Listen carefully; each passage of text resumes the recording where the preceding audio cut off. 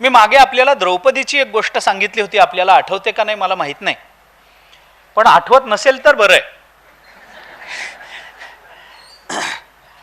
श्रोत्यांचं विस्मरण हे वक्त्यावरचे उपकार असतात. द्रौपदीच्या वस्त्रहरण प्रसंगामध्ये भगवंतानी द्रौपदीचं रक्षण केलं. अंबर अवतार म्हणतो आपण त्याला. कौरवी पांचाली सभे माझी आणली वस्त्रे हरणे वस्त्रे कैसी झाली माऊली. वस्त्र रूपानं परमात्मा प्रकट झाले. परमात्माच वस्त्र झाले. अंबर अवतार जे काही असेल परमात्मा प्रकट झाले. त्यांनी द्रौपदीचं रक्षण केलं. सगळं झालं.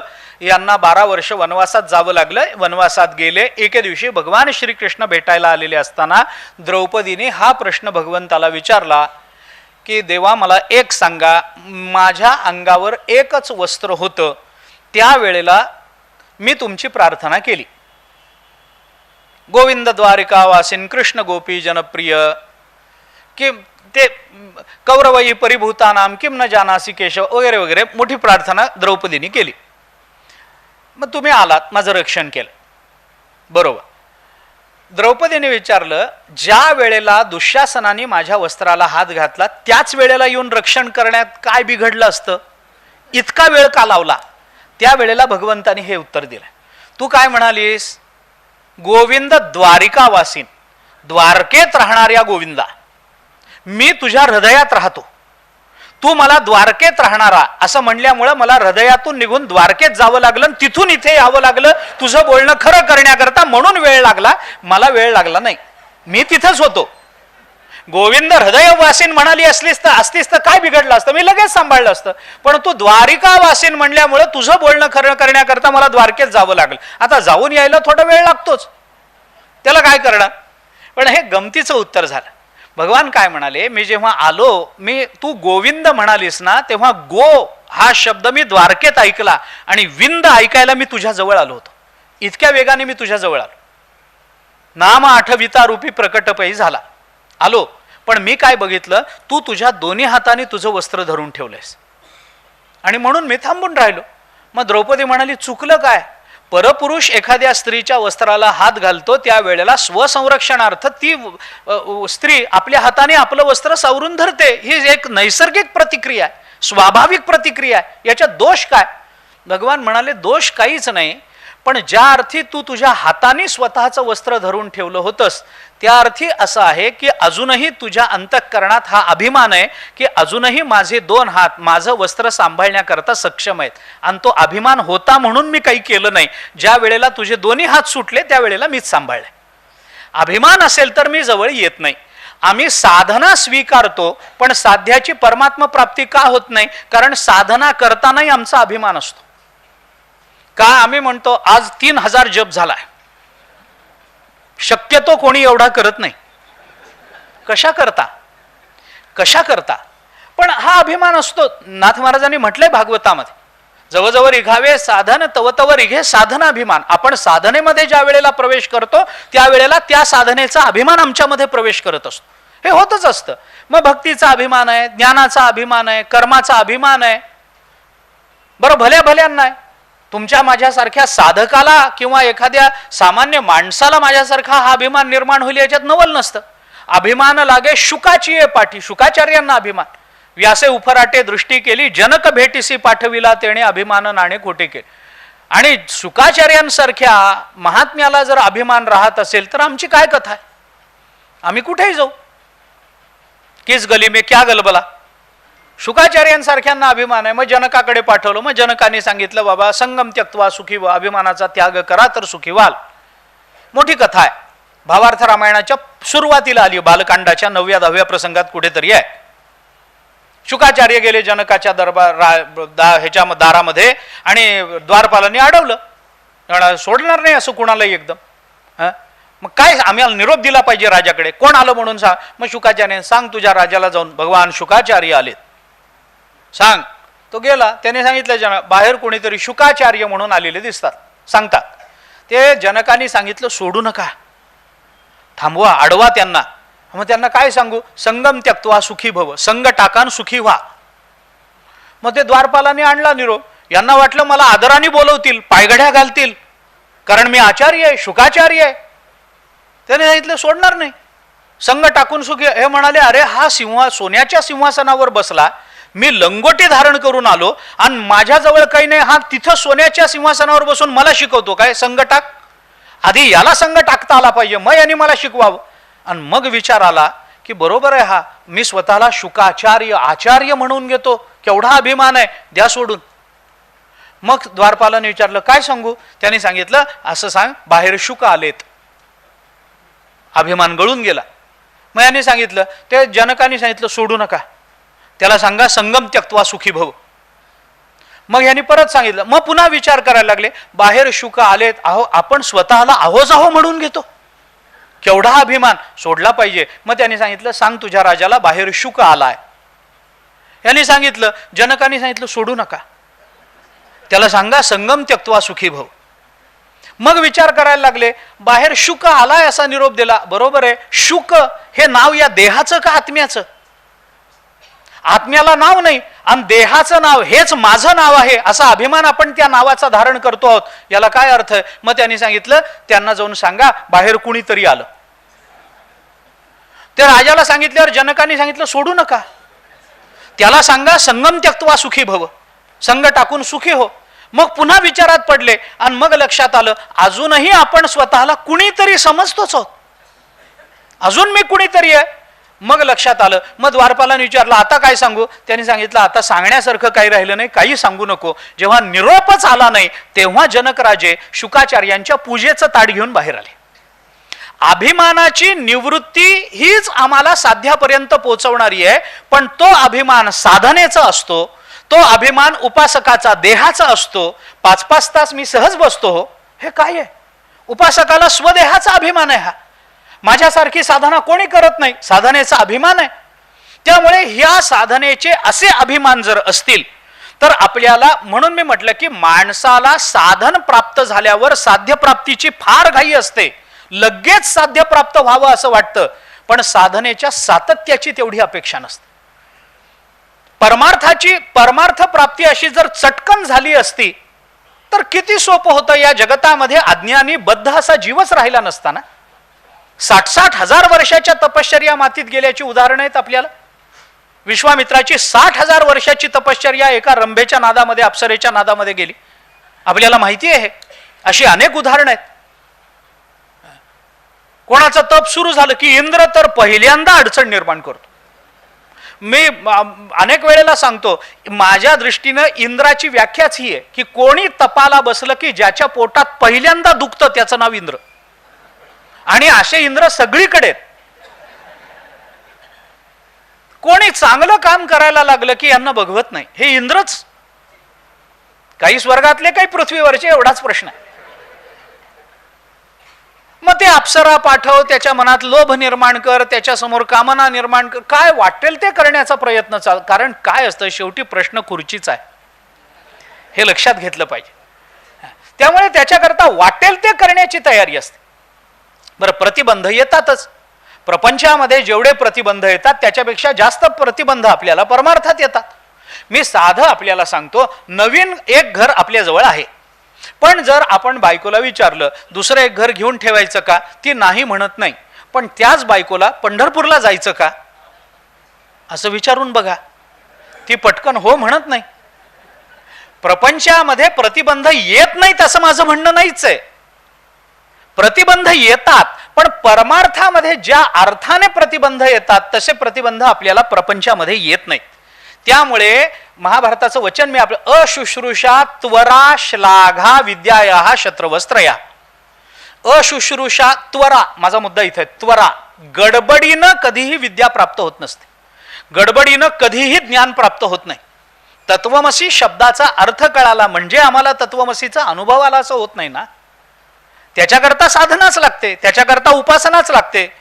हे जर इतकं सोपं असतं तर बहुनाम जन्मनाम अंते ज्ञानवान माम प्रपद्यते वासुदेव सर्वमिती स महात्मा सुदुर्लभा, हे भगवंताला का बोलावं लागलं असतं? बहुनाम जन्मनाम अंते ज्ञानवान, आणि त्याच्या नंतर माम प्रपद्यते, त्याच्या पुढे भक्ती आहे. ज्ञानवान झाल्यानंतर माम प्रपद्यते, मला तो शरण येतो. वासुदेव सर्वम इति स महात्मा सुदुर्लभा, ज्ञानानंतर मला शरण येणारा महात्मा या जगतामध्ये अत्यंत दुर्लभ आहे, हे भगवान बोलतात. पण ज्ञान होण्याकरता बहुनाम जन्मनाम लागतात. अनेक जन्माच्या शेवटी ते ज्ञान प्राप्त होतं. इतकं सोपं आहे का? कैसेने दैवत प्रसन्न त्वरित. मग काय करायचंय? विनाकारण शिणू नकोस. चुकीच्या साधनाचा क्षीण होत असतो, योग्य साधनाचा क्षीण होत नाही. आपण विचार करा. साध्या असा आहे, साध्य साधनाचा एक संबंध असतो, त्याला नियतत्व असं म्हणतात. वेदांतामध्ये त्याला नियतत्व म्हणतात. साध्याचं नियत साधन असलं पाहिजे. नियत म्हणजे काय? नियत शब्दाचा सरळ अर्थ इतकाच आहे की त्या साध्याचं तेच एक साधन असलं पाहिजे, ते आपल्याला प्राप्त झालं तरच त्याला नियत साधन म्हणतात. अन्य विचार करून बघा आपण. मला जर इथून मुंबईला जायचंय, नागपूरमधून जर मला मुंबईला जायचंय, तर मी चंद्रपूरच्या गाडीत बसून चालेल का? योग्य आहे का? बर तीही बसच आहे, हीही बसच आहे, दोन्ही गाड्याच आहेत, दोन्ही वाहनच आहेत. मग कुठल्याही वाहनात बसलं तर काय बिघडलं? असं होत नाही. असं होत नाही. कुठल्याही वाहनात अरे मग तुम्हाला जायचंय कुठे हेच माहित नाही, याचा अर्थ मुद्दा तोच आहे. आम्ही निघालो प्रवासाला. ते प्रवासामध्ये मुंबईहून मला इथे जुनी गोष्ट आहे, ते दादर नागपूर रेल्वे सुरू झाली नव्हती त्यावेळे. मनमाडला बदलावी लागायची गाडी. आम्ही मनमाडला नागपूरच्या गाडीमध्ये बसलो, मुंबईची गाडी सोडून दिली आणि नागपूरची गाडी सुरू झाली. साऱ्या झाल्यानंतर डब्यात बघितलं, एक दोन बैरागी होते उत्तर प्रदेशात, भगवे कपडे, जटा, कमंडलू हातामध्ये, खडावा वगैरे, दाढी वाढलेली. ते आम्ही बसलो. त्याने मला विचारलंय धोतर वितर बघून, ते बेटा किधर जा रहे हो? कुठं चालला? कुठून? उत्तर प्रदेशातून आले होते देवजाण. म्हटलं बाबाजी हम नागपूर जा रहे. त्याने विचारलं, मी विचारलं बाबाजी आप किधर जा रहे? ते म्हणे हम मुंबई जा रहे. आता मला आश्चर्य वाटलं. अरे बसला नागपूरच्या गाडीमध्ये, मुंबईला जायचं. मला वाटलं बहुतेक दिशाभूल झाली. परप्रांतीय माणूस आहे, दिशाभूल होण्याची शक्यता असते. कुठल्या दिशेला मुंबई, कुठल्या दिशेला नागपूर कळलं नसेल, म्हणून मला चिंता वाटली. मी म्हणालो बाबाजी ये गाडी तो नागपूर जा रही है, आप कह रहे हैं मैं बंबई जाना है, तो बंबई नहीं पहुंच पाएंगे आप, मुंबईला नाही पोहोचू शकणार, गाडी तर चालली नागपूरला. मी त्यांना म्हटलं मुंबईला जाणारी, आम्ही ज्या गाडीनं मनमाड पर्यंत आलो तीच गाडी परत फिरून मुंबईला जाणार होती. मी त्यांना म्हटलं मनमाड के प्लेटफॉर्म पर बंबई की ओर जाने वाली गाड़ी खड़ी थी, उसमें बैठ जाते, बंबई पहुंच जाते आप. वो गाड़ी में क्यों नहीं बैठे आप? ते म्हणाले वो गाड़ी में भीड़ बहुत थी, ये गाड़ी खुल्ली थी, इसमें बैठ गए. याच्या बाप जन्मात पोचेल का? साधू झाला म्हणून काय झालं? मला चिंता वाटली. मी म्हटलं आता हे मुंबईला नाही जाऊ शकणार. मी म्हटलं बाबाजी आप कैसा होगा, आपका कोई काम होगा मुंबई में, तो आप काम नहीं होगा आपका. हाँ गाड़ी तो नागपुर जा. ते म्हणारे अरे बंबई क्या नागपूर क्या, कहीं जाके भीख ही मांगना है, किधर भी चलो. या ज्याच्या डोळ्यासमोर साध्यच नाहीये त्याला दिशेचा विचार करण्याचं कारण नाहीये ना. पण मला ज्या उद्देशाने मी साधनेमध्ये प्रवृत्त झालो, ज्या हेतूने प्रवृत्त झालो, माझ्या डोळ्यासमोर ज्या साध्याच्या प्राप्तीच्या अपेक्षा आहेत, त्या दृष्टीने मला साधनेचा विचार केला पाहिजे ना. त्या दृष्टीने मला साधन निवडता आलं पाहिजे. त्याच्याकरता मला माझा अधिकार कळाला पाहिजे. त्याच्याकरता तो अधिकार सिद्ध होण्याकरता मला काही साधन, आधीची काही साधनं केली पाहिजेत. बहिरंग साधनं काही माझ्याकडून घडली पाहिजेत. अंतरंग साधनांची प्राप्ती झाली पाहिजे. त्या साधनेवरच्या संबंधानं अभिमान निर्माण नाही झाला पाहिजे. त्या साधनेवर विश्वास असला पाहिजे. त्या साधनेचं सातत्य टिकलं पाहिजे. ठीक आहे, या जन्मी नाही पुढच्या जन्मी होईल, पण होईल हा विश्वास तरी त्यात राहिला पाहिजे. मग ही सगळी धावपळ कशा करता चालू आहे? ज्ञानेश्वर महाराज म्हणतात असं होत नाही. तू या नादाला लागू नको. उगार आहे निवांत, शिणसी वाया, शिण करू नको. शिण कशाचा होतो? परमार्थामध्ये फक्त चुकलेल्या साधनेचा शिण होतो. ज्याच्या हातामध्ये सुयोग्य साधन आलं, नियत साधन आलं, त्या साधनेचा शिण होत नाही. मी आपल्याला उदाहरण म्हणून सांगतो. आळंदीपासून दरवर्षी वारकरी पंढरपूरला चालत जातात. दरवर्षी जातात. आपल्यापैकी अनेक जण गेले असतील, अनेकांचा संकल्प असेल. आळंदीपासून पंढरपूरला चालत जातात, रोज चालतात.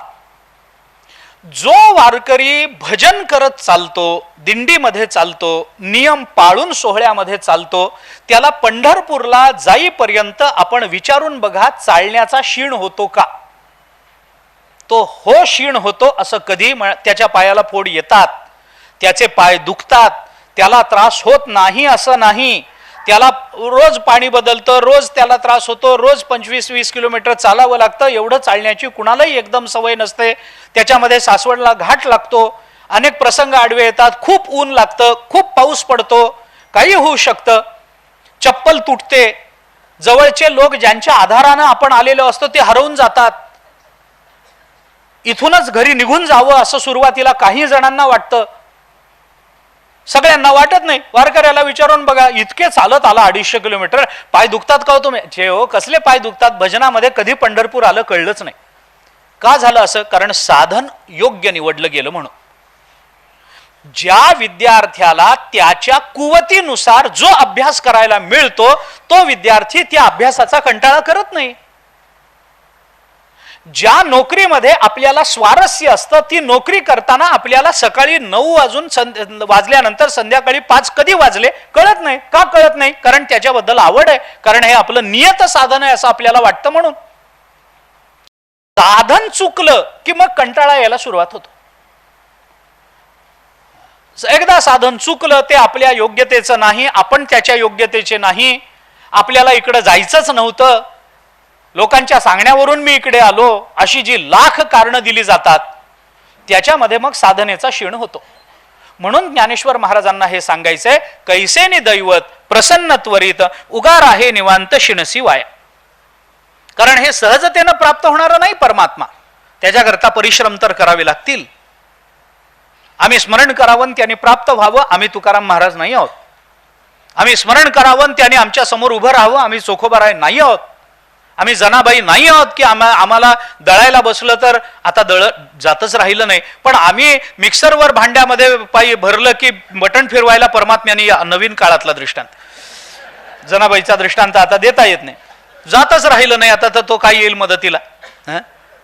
आमच्या मिक्सरची बटणं फिरवायला तो आमच्या करता धावून शक्य आहे का?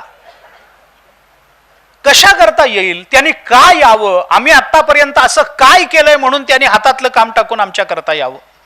याचा अंतर्मुखून कधीतरी विचार केला पाहिजे की नाही? आमचा विचार, गंमत काय होते, अडचण काय होते, परमार्थ हे असं क्षेत्र आहे की जवळजवळ सगळ्यांना असं वाटतं की या क्षेत्रातले आपणच अधिकारी आहोत. मी गमतीनं सांगतो, 2 क्षेत्रामध्ये माणसाला स्वतःचं अनधिकारत्व मान्य नसतं, एक परमार्थ, दुसरं राजकारण. तुम्हाला राजकारणातलं कळत नाही असं म्हणलेलं माणसाला आवडत नाही. तुला अध्यात्मातलं कळत नाही त्याला आवडत नाही. तो म्हणतो माझा अध्यात्म तुमच्यासारखं दिखाऊ नाहीये, माझं मनातून चालतं. मान्य आहे, सगळंच खरंय, अपमान नाही किंवा त्याच्याबद्दल अविश्वास नाही आहे, पण स्वतःचं अनधिकारत्व स्वीकारलं जात नाही या क्षेत्रामध्ये. मला कळत नाही, अर्धी चड्डी घातलेले फाटक्या बन्यांवर गावाच्या चौकात गल्लीच्या उभे असलेले तंबाखू चोळत सांगतात मोदींनी काय केलं पाहिजे. कसला अधिकार असेल हा? मला आश्चर्य वाटतं यांचं. हे सांगतात त्यांनी काय केलं पाहिजे तिथं केंद्रामध्ये बसून. त्यांच्या हाताखाली हजारो IAS ऑफिसर असतात, पण याला तंबाखू चळताना जे कळतं ते IAS ऑफिसरला कळत नाही. केवढे अधिकारी असतील, केवढं आश्चर्य आहे.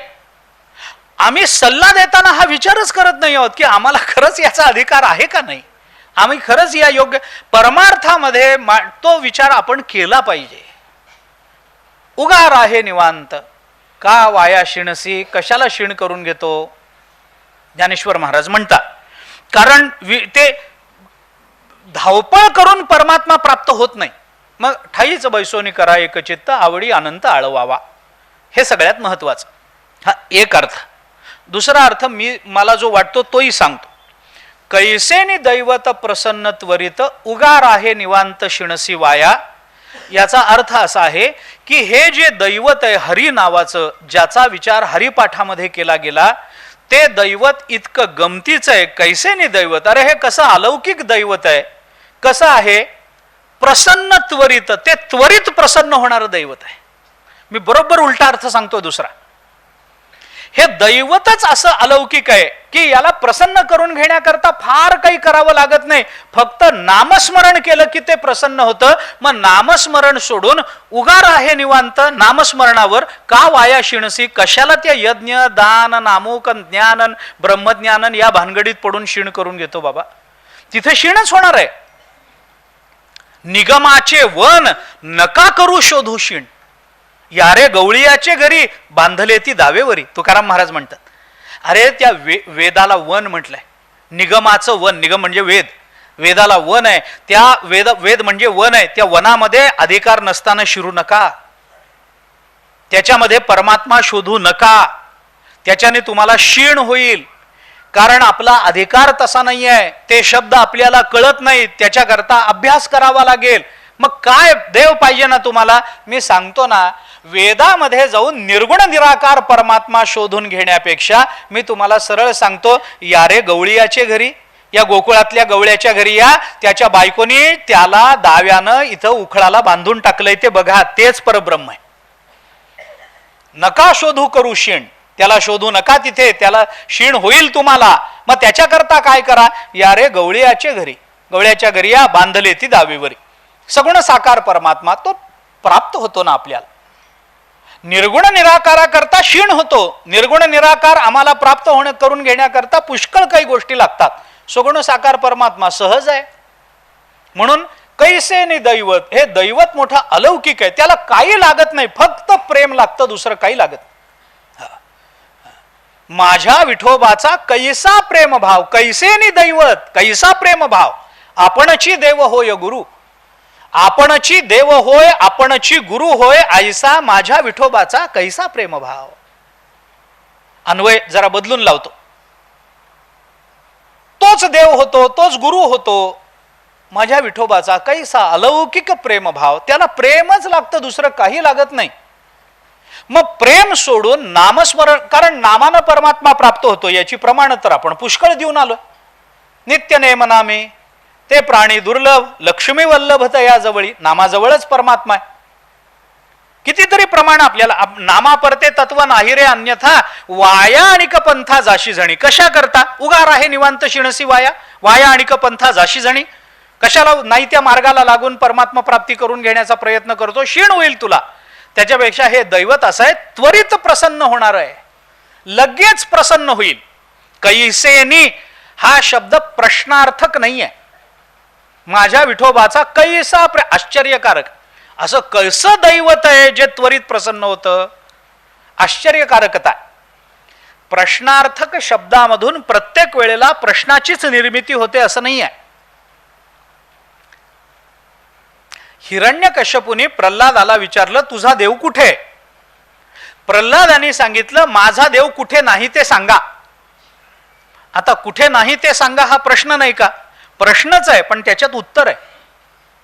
एक सुभाषित आहे, याला अंतरप्रहेलिका असं म्हणतात संस्कृत साहित्यामध्ये, याला अंतरप्रहेलिका. प्रहेलिका म्हणजे कोड, कोड उखाणा, कोड आपण कोडी घालतो ना एकमेकांना, तशी त्याला त्या संस्कृतामध्ये त्याला प्रहेलिका असा शब्द आहे. त्याच्यामध्ये अंतरप्रहेलिका, ज्या कोड्याचं उत्तर बाहेरून शोधून आणावं लागतं त्याला बाह्य प्रहेलिका म्हणतात, आणि ज्या कोड्याचं उत्तर कोड्यातच असतं त्याला अंतरप्रहेलिका असं म्हणतात.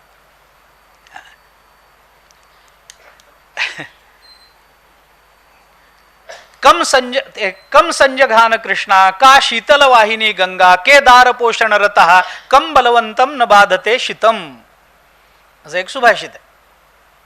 कृष्णाने कुणाला मारलं, शीतल वाहणारी गंगा नदी कुठे आहे, वृक्षाचं पोषण करणारं कोण आहे, आणि कोणत्या बलवान माणसाला थंडी वाजत नाही. आता हे कुठून आणायची याची उत्तरं, फार नाही, तिथेच त्याची उत्तरं असतात. फक्त पहिलं अक्षर दुसऱ्या अक्षराला जोडून घ्यायचं. कम संजघान कृष्ण, हा कंसम, कृष्णाने कुणाला मारलं, कंसम. का शीतल वाहिनी गंगा, शीतल वाहणारी गंगा नदी कुठे आहे, काशी, काशीत आहे. के दार पोषण रतः, वृक्षाचं पोषण करणारा, के दार म्हणजे आळ, पाणी साठवण्याकरता जे आळ केलं जातं त्याला केदार शब्द आहे. के दार पोषण रतः, दार म्हणजे पत्नी असाही अर्थ होतो, दुसरा अर्थ केला गेला सोडून द्या, तात्पर्य त्यात नाही आता. के दार पोषणरतः कम बलवंतम न बाधते शीतम, कोणत्या बलवानाला थंडी वाजत नाही. कम बलवंतम म्हणजे कांबळं पांघरून घेणाऱ्याला थंडी वाजत नाही. याला अंतरप्रहेलिका म्हणतात. कम हा शब्द हे प्रश्नार्थक शब्द आहे, अक्षर आहे, पण तरी सुद्धा याचा प्रत्येक वेळेला अर्थ प्रश्नार्थकच होतो असं नाहीये ना. कैसेनी दैवत, हे आश्चर्य व्यक्त होतं. अरे असं कसं झालं, असं जेव्हा आपण म्हणतो तेव्हा तो प्रश्न विचारायचा ना, काय आश्चर्य आहे तुम्ही आमच्या घरी, असं जेव्हा मनुष्य म्हणतो तेव्हा काय आश्चर्य आहे हा प्रश्न नाही विचारायचा आहे. आश्चर्य व्यक्त करण्याकरता तो शब्द वापरला जातो. कैसेनी दैवत प्रसन्नत्व, अरे हे कसं अलौकिक दैवत आहे बाबा की जे त्वरित प्रसन्न होतं. कारण बाकी दैवतांना प्रसन्न करण्याकरता फार प्रयत्न करावे लागतात. पटकन प्रसन्न होणारं दैवत आहे हरी, मग त्याच्याकरता काय करावं लागतं. तू नामस्मरण सोडून दुसरीकडे जाऊ नको. नामस्मरणावरती उगार आहे निवांत. तू नामस्मरण करताना निवांत राहून नामस्मरण कर. मग नाम सोडून बाकीची साधन क्षीणसी वाया, त्याच्याने तुला क्षीण होईल. हा दुसरा अर्थ. कारण परमात्मा प्राप्त होईल तर नामानच प्राप्त होईल. आपण बोलून आलोय कीर्तनादेव कृष्णस्य मुक्त संघ परम व्रजेत, शुकाचार्यांनी परीक्षिती राजाला 12 स्कंदामध्ये हे सांगितलंय. कलेर दोषनिधे राजन अस्ति एको महान गुणः कीर्तनादेव कृष्णस्य मुक्त संघ परम व्रजेत. कलियुगामध्ये फक्त भगवंताच्या नामचिंतनानेच परमात्मा प्राप्त होतो. म्हणून नामापरते तत्व नाही.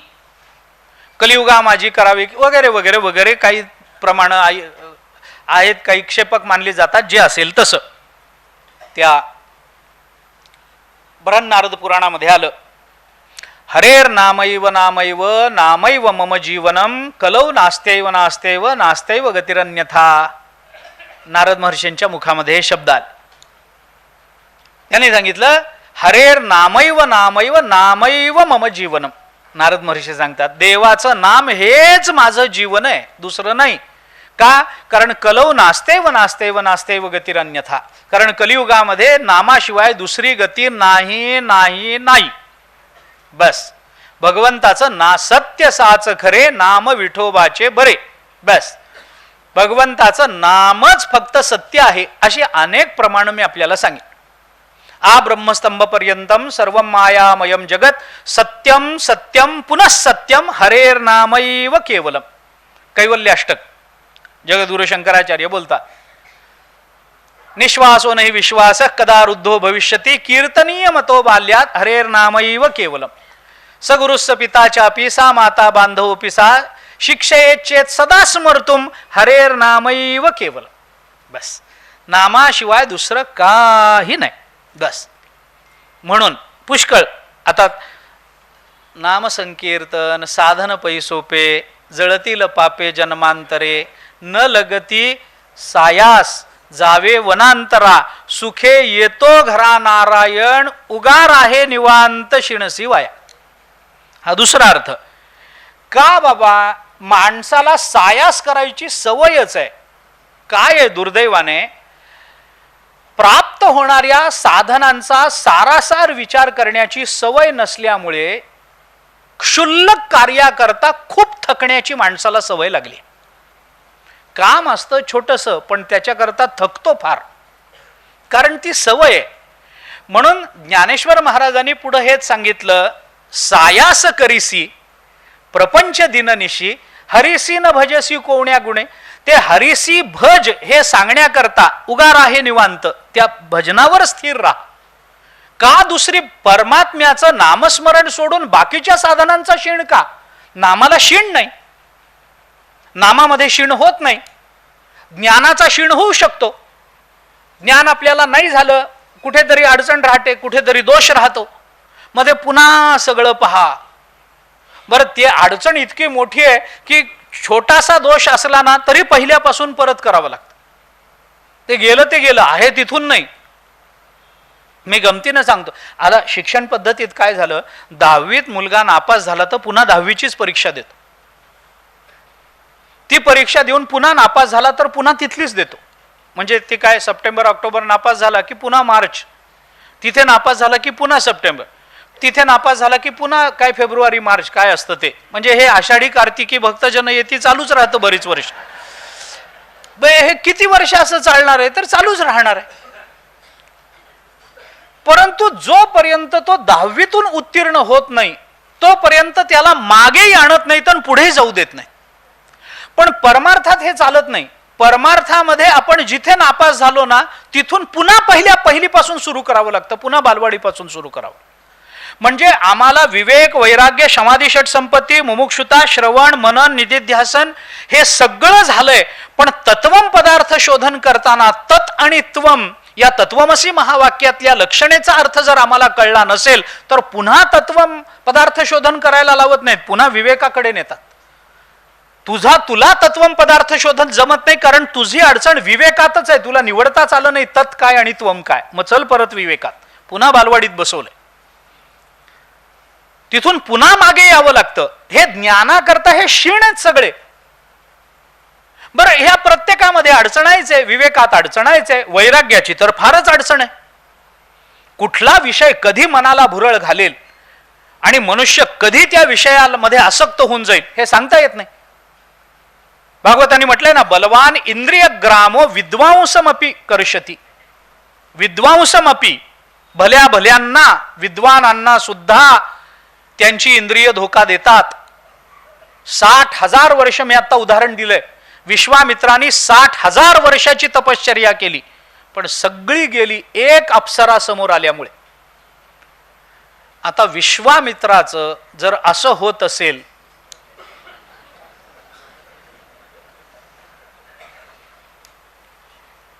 कसं शक्य आहे? नवे वैराग्य सोपारे मज बोलता न वाटे खरे. हे तुकाराम महाराजांना म्हणावं लागलं. वैराग्य सोपं नाही आहे. ज्ञानेश्वर महाराज म्हणतात वैराग्य सोपं नाही आहे. सहज वैराग्य निर्माण होत नाही.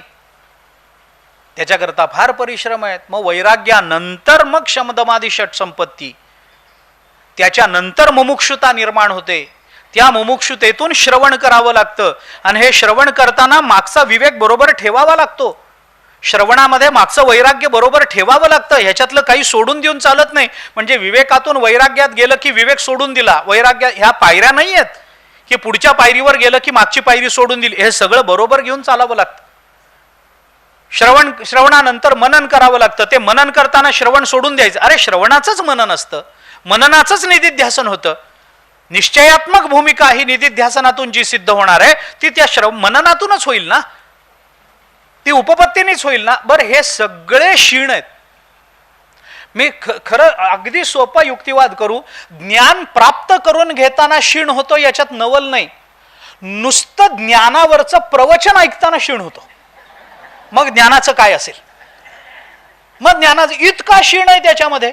मग ज्ञानेश्वर महाराज म्हणतात अरे ज्या साधनाने, अत्यंत सोप्या सुलभ साधनाने जो परमात्मा त्वरित प्रसन्न होणार आहे ते सोडून द्यायचं आणि विनाकारण नाही त्या गोष्टींचा क्षीण करत बसायचा. याला काय अर्थ आहे? ते नको करू. सायास करीसी प्रपंच दिननिशी हरिसी न भजसी कोवण्या गुणे. पण माणसाची गंमत ही आहे की त्याला तेवढंच नको असतं, बाकी सगळं चालतं. म्हणजे ज्ञानमार्गानं जाणाऱ्याला असं, मी ज्ञानमार्गाने जातो म्हणजे मी फार मोठा आहे. हे नाम वगैरे अशा गोष्टी आपण करत नाही. सामान्य लोकांच्या गोष्टी आहेत त्या. आपण ज्ञानमार्गाने जाणार म्हणजे मी कुणीतरी वेगळा आहे. नामस्मरण वगैरे न शिकलेल्या लोकांकरताय असं वाटण्याची शक्यता आहे, पण असं नाही आहे. बर, गंमत काय? मी आपल्याला गंमत सांगतो. माणसाला बाकी सगळं ठीक आहे पण त्याची चित्तवृत्ती देवाकडे जायला तयार नाही. मी उदाहरण सांगतो. आपल्या माशी असते की नाही, माशी ही कशावरही बसते आपल्याला माहिती आहे. ज्ञानेश्वर महाराजांनी म्हटले जीत मेले न विचारी बैसता माशी. ती जिवंत आहे का मेलेला आहे विचारत नाही. ती जिवंतावरही बसते, प्रेतावरही बसते, घाणीवरही बसते, पक्वांनावरही बसते, कुठेही बसते. माशीच माशी. ही माशी कोणत्याही पदार्थावर बसते पण कधी विस्तवावर बसलेली तुम्ही बघितली? निखाऱ्यावर बसलेली माशी बघितली? अरे जिला श्रीखंड चालतं तिला निखारा चालू नये का? जी प्रेतावर बसते ती निखाऱ्यावर बसू नये का? माशी कशावरही बसते पण प्रेतावर त्या निखाऱ्यावर बसत नाही का? कारण तिला माहितीये इथे बसलो की संपलो. तसं माणसाचं चित्त सगळीकडे जातं, फक्त देवाकडे जात नाही, कारण त्याला माहितीये इथे गेलो की संपलो. मन हे राम झाले, मन हे राम झाले, प्रवृत्ती ग्रासोनी कैसे निवृत्तीसी आले. त्याला माहिती आहे ते मन तिकडं जात नाही. म्हणून ज्ञानेश्वर महाराजांना हे सांगावं लागलं की ज्या मनाने तू एवढा प्रपंच करतो त्याच्याकरता इतका सायास करतो, हरिसी न भजसी कवण्या गुणे. का बाबा, तुला देवाचंच भजन नाही करावं असं का वाटतं? सायास तर करतोच आहेस ना तू, प्रयत्न तर तुझे चालूच आहेत ना. गंमत हीच आहे, प्रयत्न करणं ही अडचण नाहीच आहे आमची, विचार करणं ही आमची अडचण नाहीच आहे, सायास करणं ही आमची अडचण नाहीच आहे. आमची अडचण कशात आहे? त्या प्रयत्नाचा विषय काय असला पाहिजे हे आम्हाला ठरवता येत नाही, ही आमची अडचण आहे. आम्हाला विचार करता येत नाही ही आमची मुळीच अडचण नाही. आमची अडचण कशाचा विचार केला पाहिजे हे कळत नाही, ही आमची अडचण आहे. विचार तर सगळेच करतात, कुणाला विचार करता येत नाही? सगळ्यांना करता येतात. कशाचा विचार केला पाहिजे?